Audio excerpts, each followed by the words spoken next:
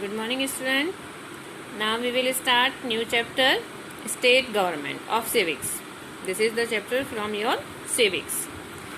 And in this chapter we will discuss about the state government. So first of all you will tell me the Chief Minister of UP.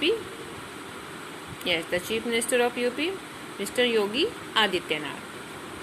And the Governor of UP, Anandiben Patel. As you know, in our country, there are three levels of government: central government, state government, and local government. So you know that central government means prime ministers and president, but in state government, that is chief minister and governor. So in this chapter, we will discuss about our state government, their formation, their functions, etc. So what we will learn about legislature at the state level, legislative assembly and legislative council. You know, in the central level there are two houses, Lok Sabha and Rajya Sabha. So in state level also, in our state also having two assembly, legislative assembly and legislative council. Executive at the state level, governor, chief minister and council of ministers. Executive क्या है?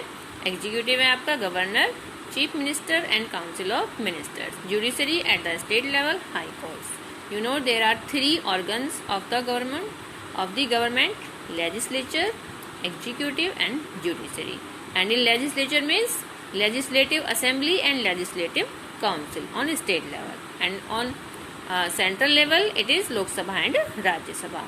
Executive में क्या count होता है? Executive means governor, you know, on a state level, but in country level, central level, our executive chief of our country is president. executive head कौन होता है country का? वो president होता है और state level पे governor होता है. then chief minister and council of ministers. and judiciary means central level, supreme court and other courts, but in state level, high court is the supreme authority in the judiciary system. So first, as I tell you that what are the three level of government in our country: central level, state level and local level government. So in this chapter we will discuss about state government. So India consists of 29 states. This is your old edition book. So it having 29 states, but at present you know how many?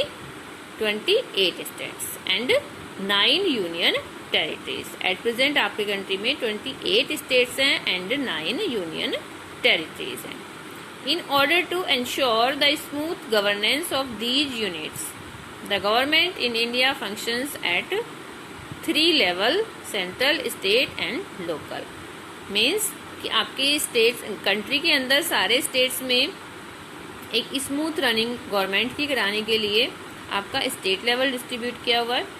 And in this chapter we will study the constituencies of the state government. Means कैसे state government का formation होता है and after that how they can work. The government at the state government perform 3 major functions. Makes law. State government mainly जो work करती है, law form करती है, execute law, law को apply करती है, and protect law from being broken along with resolving disputes in accordance with the law.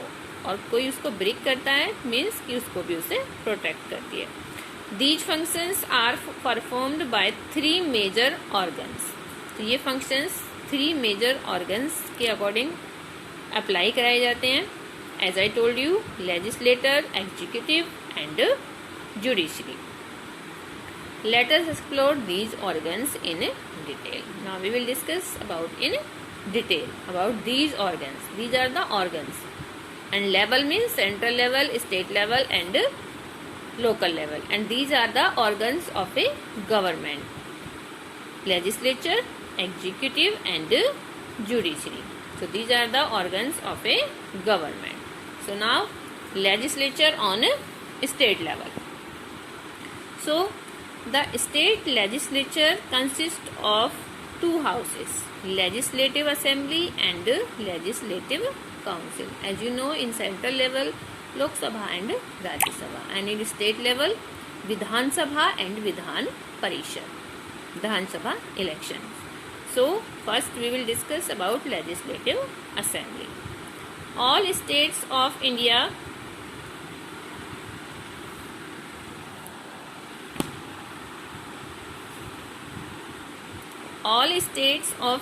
have a legislative assembly. In our country, all states having legislative assembly. The legislative assembly is the lower house of the state legislature. But ये क्या है, lower house है. जैसे आपके central में लोकसभा, राज्यसभा में जो आपका राज्यसभा है वो अपर हाउस है, लोकसभा लोअर हाउस है. इसी टाइप से आपका स्टेट लेवल पे जो लेजिस्लेटिव असेंबली है वो लोअर हाउस है, लेजिस्लेटिव काउंसिल अपर हाउस है. It consist of representative directly elected by the people during the assembly elections. इसके जो मेंबर्स होते हैं वो कैसे इलेक्ट किए जाते हैं, जो डायरेक्ट इलेक्शन होता है. जो आपके स्टेट के अंदर डायरेक्ट चीफ मिनिस्टर के लिए एमएलएज का इलेक्शन होता है, उसके थ्रू इसके जो मेंबर्स होते हैं उन्हें इलेक्ट किया जाता है. A state is divided into smaller units called constituencies. एक स्टेट को भी मीन्स की कंप्लीट कि आपके एक स्टेट के अंदर इलेक्शन है, लेट्स सपोज कि स्टेट का इलेक्शन है और एक ही सेंटर बना दिया जाए इलाहाबाद, आपको इलाहाबाद इलेक्शन वोटिंग के लिए जाना. It is possible? It is not possible.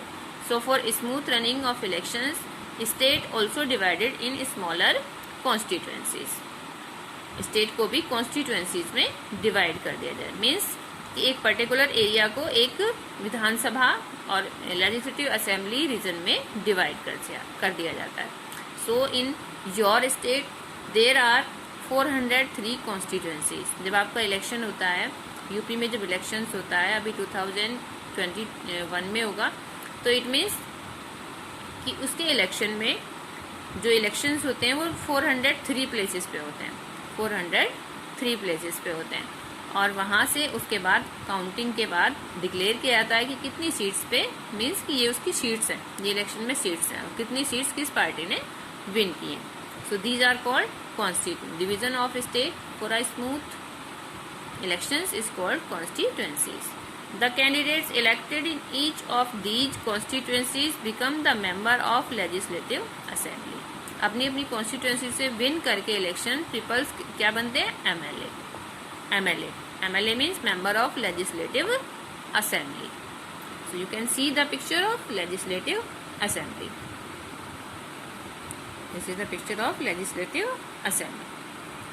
And now, what are the qualifications needed to become a MLA? So, it's very easy. Qualification to become an MLA, the candidate should be a citizen of India. वो India का एक citizen होना चाहिए, उसके पास citizenship होनी चाहिए कि वो एक इंडियन है. The candidate should be a voter in any constituency of the state. किसी भी रीजन से उसके पास अपना वोटिंग आईडी होनी चाहिए कि वो एक वोटर भी है. The candidate should not be less than 25 years of age. उसकी जो एज है वो 25 ईयर्स से लेस नहीं होनी चाहिए. 25 ईयर्स से पहले आप इलेक्शन में इलेक्ट नहीं कर सकते. The candidate should not hold any executive position under the government of India और स्टेट गवर्नमेंट. मीन्स कि उसकी गवर्नमेंट जॉब नहीं होनी चाहिए. गवर्नमेंट एम्प्लॉई को यदि इलेक्शंस में उसको इलेक्ट करना है, इलेक्शन उसको कैंडिडेट बनना है, तो उसे अपनी गवर्नमेंट जॉब रिमूव करनी पड़ती है, छोड़नी पड़ती है. So it is ban for government employee. अगर कोई गवर्नमेंट एम्प्लॉई है तो वो इलेक्शन में खड़ा नहीं हो सकता, उसको रिजाइन करना पड़ेगा. And the candidate should be of sound mental health. Means कि वो मेडिकली फिट होना चाहिए, उसे कोई प्रॉब्लम नहीं होनी चाहिए. The candidate should not B bankrupt. Bankrupt means कि उसे बैंक के अकॉर्डिंग उसके ऊपर बैंक का कोई पैसा नहीं होना चाहिए, और उसका जो भी उसका उसे बैंक से अगर उसने कुछ लिया भी है तो वो टाइमली उसने रिटर्न किया. वो बैंकरप्ट नहीं होना चाहिए, बैंक की साइड से उसके ऊपर कोई ब्लेम नहीं होना चाहिए. So these are the qualifications to become an MLA. Means कि आपने देखा इसमें जो क्वालिफिकेशंस है for MLA means caste religion के अकॉर्डिंग, हमारे कॉन्स्टिट्यूशन के अकॉर्डिंग इसमें कोई डिस्क्रिमिनेशन नहीं है. Everyone free to elect their elections. And now officers, the